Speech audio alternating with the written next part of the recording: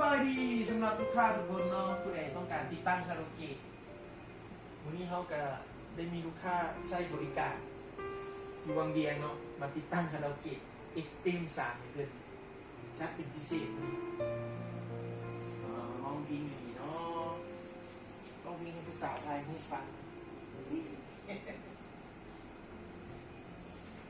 กล้าพาผู้สาวมาสวย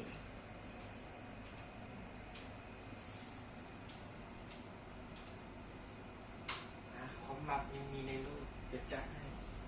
เอาเบาๆกันเนาะเบาๆกันลองเสียงบอกคุณไม่เป็นความลับสิ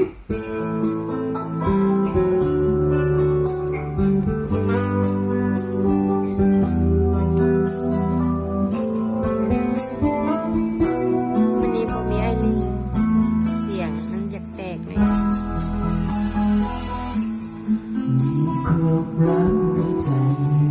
ถ่ายจากกล้องสดเลย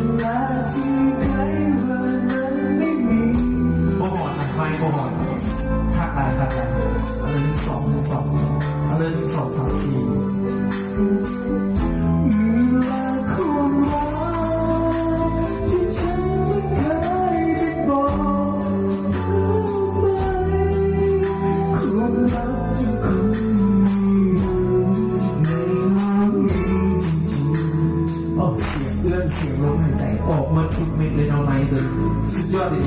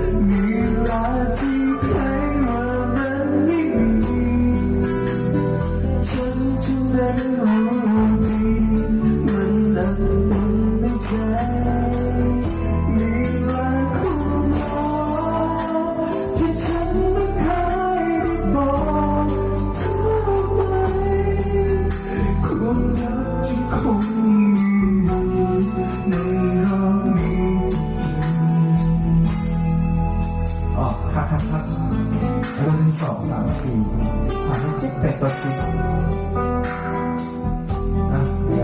นี่จะเป็นห้องคาราโอเกะ VIP สำหรับไปต้อนรับแขกทุกท่านที่มาเยี่ยมญาติทุกแห่งวังเวียงเสียงดีห้องกระดานเนาะเป็นห้องคาราโอเกะเฮาโรงเรียนไดมอนด์เนาะเสียงดีหลายมีอะไรที่ใคร